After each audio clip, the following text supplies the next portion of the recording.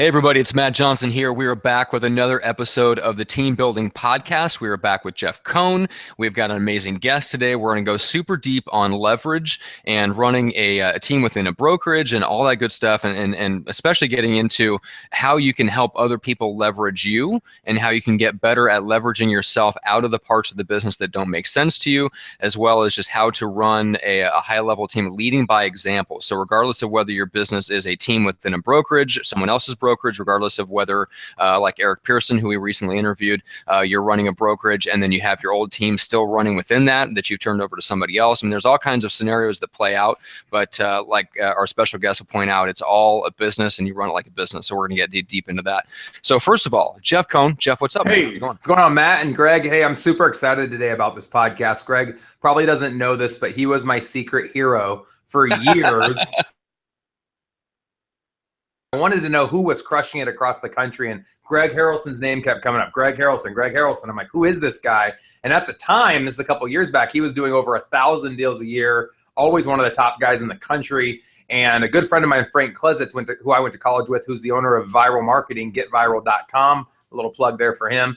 He's also a friend of Greg's, and Frank was in Omaha one weekend. This is 2 or 3 years ago, and he's like, hey, you know, I'm buddies with Greg Harrelson. You got to see how he's running his office. And he popped up his iPhone and showed me this video. And essentially, it was like a call center buzzing at 7 a.m. in the morning, everybody hitting the phones. And I'm like, man, I got to meet this guy. So last January, just a couple months back, 6 months ago, I'm at an event for GoBundance. And lo and behold, Greg Harrelson is there. And we got to spend a ton of time together. We're now on a call every month, masterminding for 30 minutes. And Greg, I can't tell you how happy I am to have you on our show today and how much I've already learned from you. And I will continue to learn from you. Thank you for being here.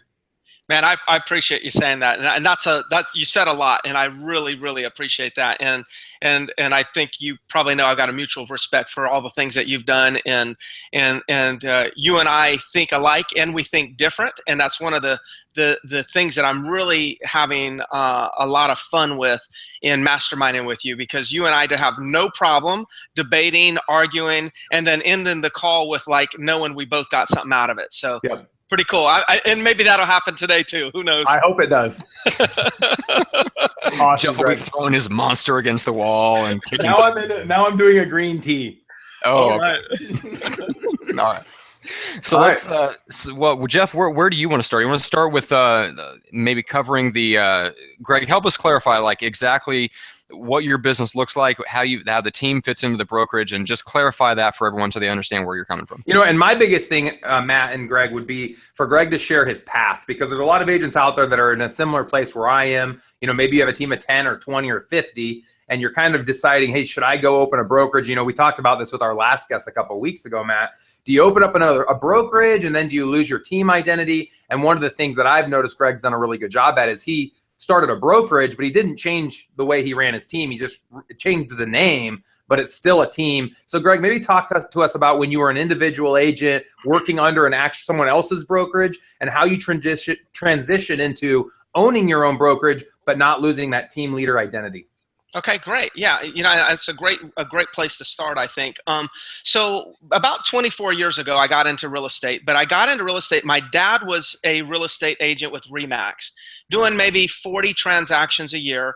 I was a loser college guy, right? I was doing nothing in college except attending the things that I probably didn't need to be attending. So I went to work with my dad as a part-time telemarketer. And I went into the office at 8 in the morning, called for 2 hours, set up leads for him or appointments for him. I went to school, and then I came back in the evening and I made more calls. So I did that for probably about 6 months, figured out that, hey, maybe this is an opportunity for me to, you know, get serious about something.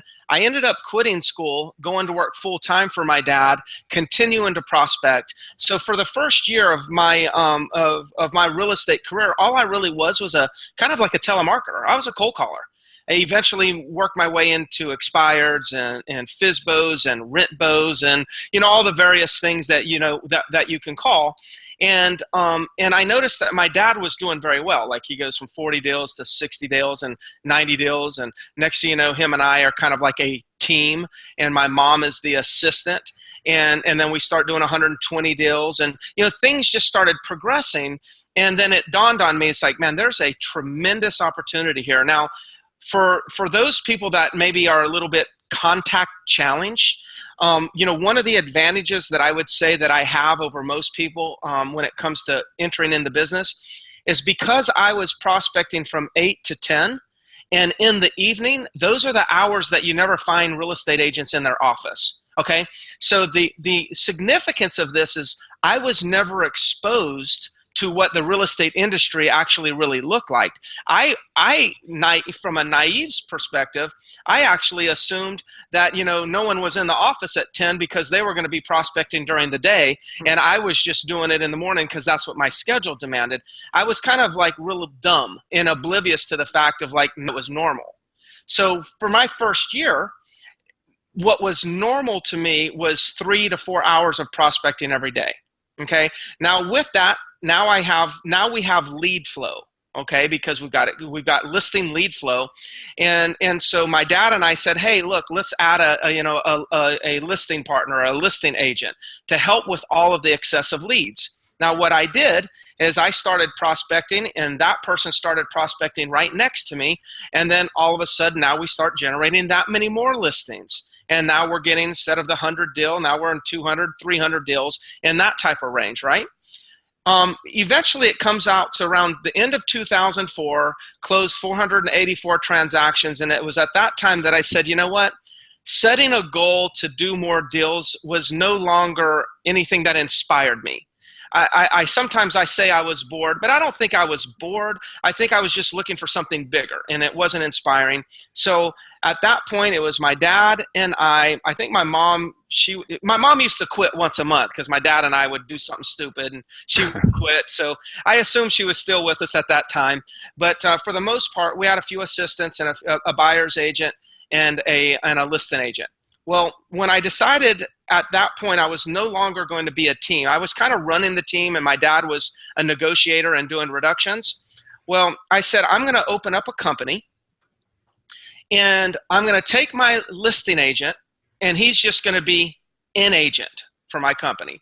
I'm going to take my buyer's agent and my buyer's agent, she's going to be an agent for my company. I took my primary assistant and she became the broker and lead closing coordinator. I took another assistant and she became the listing coordinator, which basically was the positions that I had on my team. But instead of calling it like a team, I actually kind of allowed everyone to now take a position. My assistants took a company position, but still did the exact same activities. My buyer's agent was still a buyer's agent, did the same exact activities. They showed up at 8, prospected, followed up, did what they did. Nothing changed. You would have walked in our office and seen nothing change. So now that was the transition from Greg Harrelson is like kind of running a team to now Greg Harrelson's running a brokerage. And I said earlier to you guys, people are always confused with me. Is Greg a team? Is Greg a brokerage? Well, I got my haters out there that say, well, Greg's really not a team, but he's saying he's doing 2,000 transactions.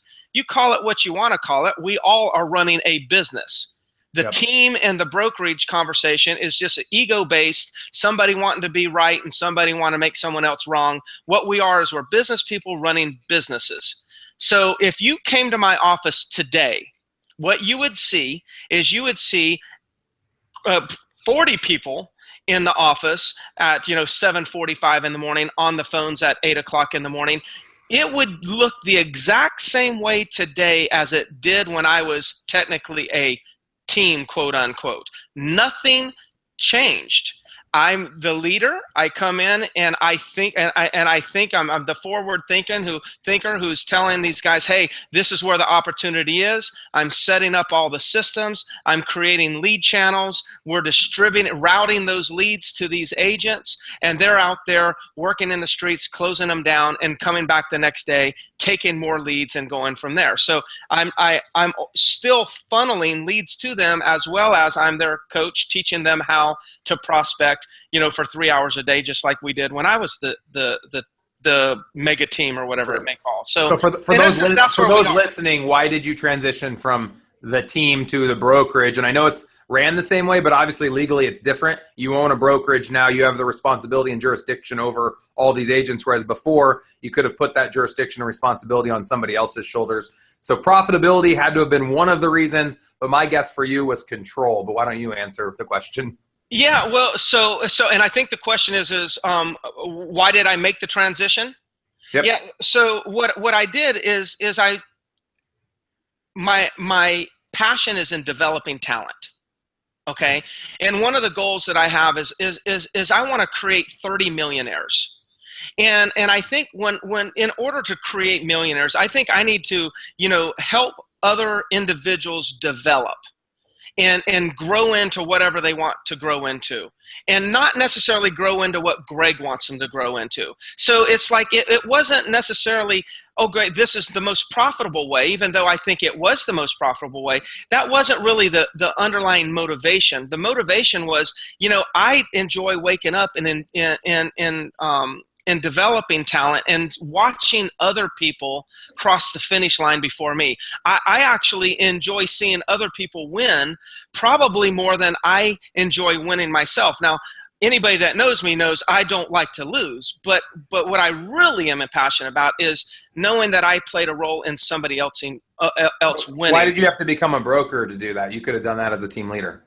Yeah, well, one of the things that I think people enjoy is I think people enjoy having their own identity versus having my identity. And I think with the teams, or under the team model, it's typically one person's identity and everyone else is a staff member and assistant. And I think that works really well. And those that call themselves teams may not like that I say this, but I think that works really, really, really well in a good market. We will see what happens when the market shifts. Because I think then all of a sudden the team leader becomes a little bit desperate and they start focusing on their profitability and they lose sense of all the other team members. But since the team members are living with the identity of the leader, if the leader starts ignoring them, then they don't have an identity, and we will see what happens. I've been through a few shifts and I've seen that. So I personally believed it was the better model for me to be able to build out and help develop individuals versus a team. Now, the other play on that is I do believe if I choose to sell my company, that I will be able to sell my company at a higher multiple than a team will be able to sell their company. So not only am I working today for income, what I'm really doing is I'm looking to build wealth. And one of my biggest assets that contributes to wealth is my real estate companies. Yep. So for those listening right now, it doesn't sound too painful, that transition you made from team lead to broker owner, because you just simply put all the same positions in the broker positions rather than changing your entire setup. It seems pretty simple. What would you say? The only thing I did, Jeff, is stop putting their listings in my name. That was it. So what brokerage did you end up opening? Did you go with a franchise or your own? I went with Century 21. Okay. So it's Century 21, the Harrelson Group. And is that where your team was before, at Century 21, or were you at a different brokerage? I started for first couple years with Remax, and then we purchased the Century 21 franchise. Okay. So there were a few pain points there for you because you had to convince your agents that staying with you was most profitable and advantageous to them. You changed brands from Remax to Century 21. I'm assuming you didn't lose very many people, if any people. No, because I was pretty small at that time. Okay. That was maybe 4 of us, at that point. So there was probably zero lossage. For those listening, for year one, did you feel like you took a hit on your net income? Launching a brokerage year one at Century? I probably did take a hit on my net income. That's been so, that was 1999. I can't remember what it was, but you don't remember? Yeah. Your 99 tax return? No, I don't. But I can't imagine that I didn't take a hit. I think we all as business people know 2 steps forward, 1 step backwards. And that was probably a small little step backwards, but the upside potential was just in my mind was way out the risk. Yeah, that was going to be my next question, was that looking at the upside, did you anticipate going into that transition and just planning on there being an income drop? So I don't know if it materialized, but did you expect that going into that transition? Now, I would say I probably never thought that I was going to drop in income, and I know that I never dropped in number of transactions, and I say if I did drop in profitability, to answer Jeff's question, is probably because of the investment in infrastructure and the fact that I had additional liabilities that I may not have had when I was working under somebody else's brokerage. It wasn't top line revenue that dropped; it was actually expenses increased. And so there was a slight adjustment there. Yep. And making the decision to expand and become a broker and do a private brokerage or go with a franchise, what are some pros and cons? Just briefly take maybe 2 minutes on pros and cons of going with a franchise rather just starting Greg Harrelson Real Estate. Yeah. So, and I do get that question a good bit. So I've been around brands all my life, or in the real estate life, Remax or Century 21. So I'm a little bit biased about brands. I think that there's a lot that we can leverage from the sense of national recognition. Probably what maybe influenced me most though is that in my local market in Myrtle Beach, there's a condo market, an investment market. So there's a lot of absentee owners. About half of my market is absentee owners, and about the half is primary residences. So what I did is I was thinking, gosh, you got all these people up in the Northeast that own properties in that area, that it was, with Century 21, I'd never have to explain, who the company is, how long it's been in existence. It just was a non-issue versus being, ABC Realty. So that probably influenced it the most. Okay. That totally makes sense. Awesome. What are some advantages of working with a franchise? What have been some things that have benefited you directly in terms of maybe the marketing materials or referral network or leadership from Century 21? I would say, I would say a few things. Referral network is fantastic, but there's a lot of strength. If you look and you say collectively, all Century 21s in the market. Now, this could be Remax, could be Keller Williams, Coldwell Banker, who knows what it is.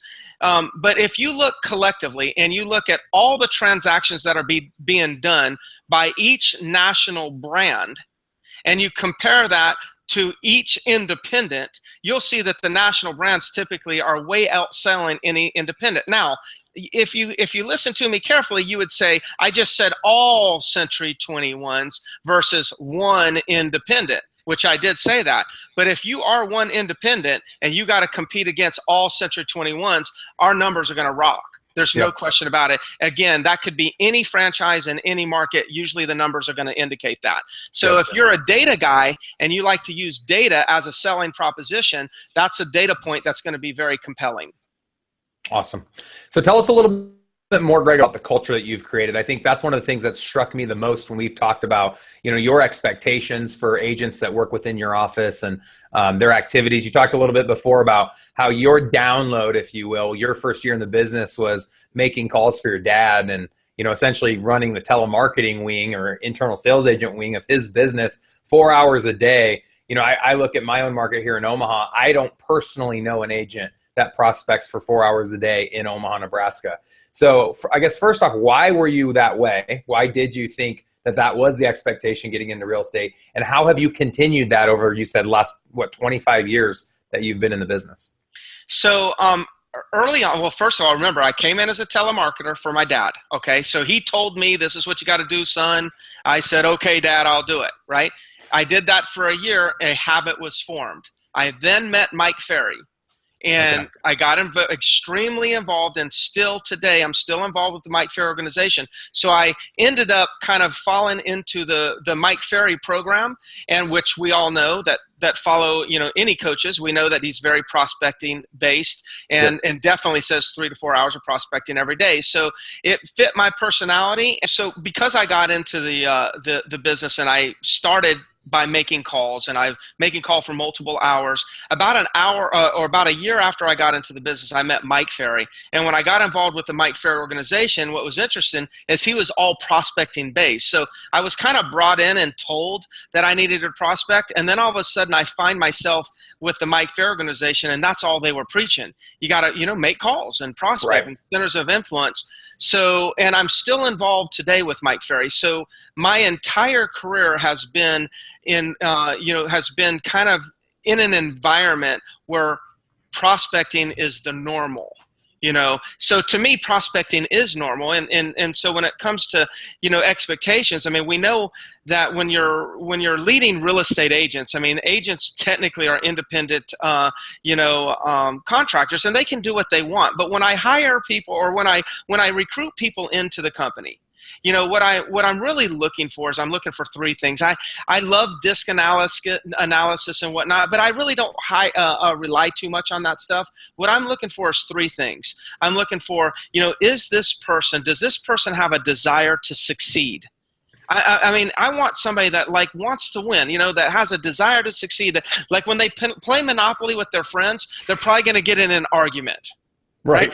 But they can still leave and not be mad, but they're going to be pissed off at some point that the trade didn't go the way that they wanted to, or they didn't get their $200 or whatever. Okay. Everyone was ganging up on them, I'm sure, inevitably. Yeah. So I'm looking for somebody that has a desire to succeed. It's just there, right?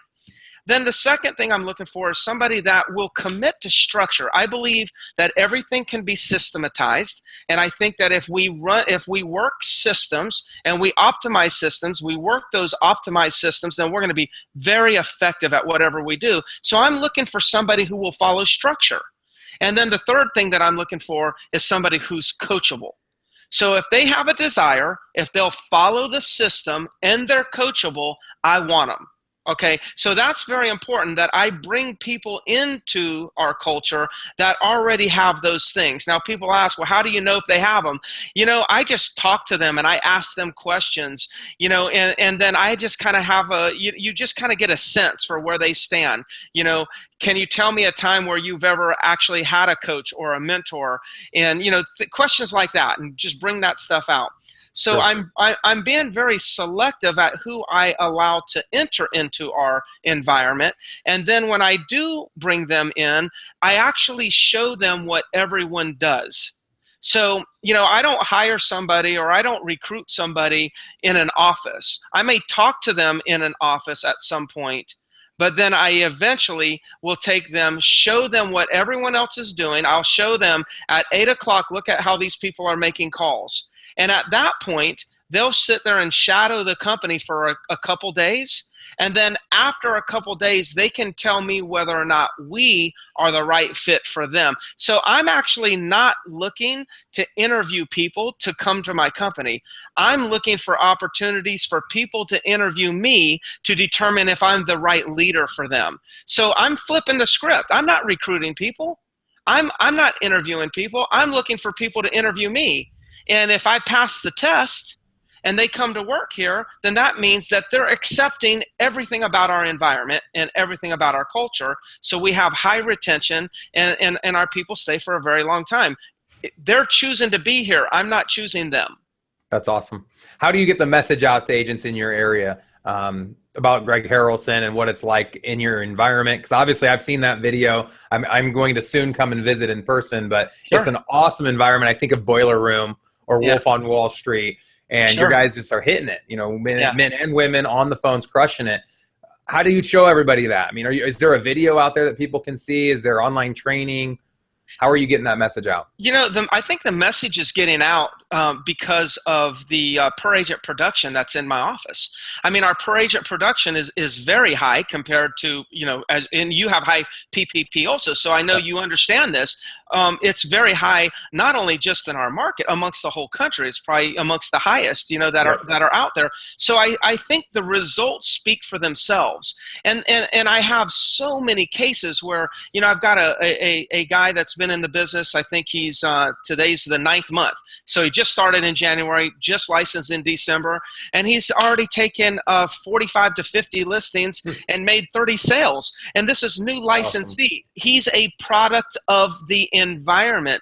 So there's so many validated stories out there that kind of spreads virally, and the word is on the street that if you really are wanting to get in this business and you want to learn a systematic approach and generate lots of income and build wealth for yourself, that I'm the go-to person. Sure. And from a cultural standpoint, I make investments in my people because my passion is developing talent. So if you've got the motivation, I've got the drive to develop it. Awesome. So one of the things that I've noticed with a lot of the people that we've had on our show is they always have books on the bookshelf, and most of them have actually read those books. They don't do much if they just sit there and collect dust. And I think a great sign of a true leader is someone that's always willing to grow and learn and recognize that they're never at a place of complacency. The know-it-all mentality is not going to go very far. And I love the Jim Rohn quote that our ability essentially to achieve success always comes back to our ability to teach ourselves and recognize that we always need to learn and grow more. So one of the things that's really struck me with Greg and a lot of the other team leaders and brokers across the country is that not only do they read, they listen to podcasts, but they also mastermind. And they mastermind either in a Google Hangout setting like this, or they'll actually physically go to places every quarter or every month. A lot of times different franchises have different events that they put on, or Boomtown Unite, different CRMs have events they put on. Even I know Frank Klezis with Get Viral has events he puts on. And for me, it's been really, really advantageous to find guys that are maybe 2 or 3 or 5 years ahead of where I am, where I want to go, and see if I can get on a monthly rotating call every 30, for 30 minutes every month. And I've been able to get a lot back from that. And, there's a quote out there, I think I read it in Gary Keller's book, The One Thing, that says the difference between you and me are the books that you read and the people you meet. And I'd add on to that the podcast that you listen to, obviously with our podcast interviewing top level guys from across the country. Yeah. Yeah. And I wish we could have finished out and got a little bit more detail on just what Greg does on a regular basis to stay sharp. I know he does masterminds and different things like that, and interviews and hangs out with top level people. I mean, Greg himself even has an insight into Facebook and does a lot of masterminding with people that are in the online marketing field to stay sharp on the database automation and all the next generation of marketing things that are coming down the pipe, so he can develop those things for his agents and stuff like that. So unfortunately he had to hop off. There were some technical difficulties that prevented him from wrapping up the show with us. But yeah, so we just wanted to I want to real quick just let people know how to take a step towards Greg and connect with him. So if you check out C21 The Harrelson, that is the site.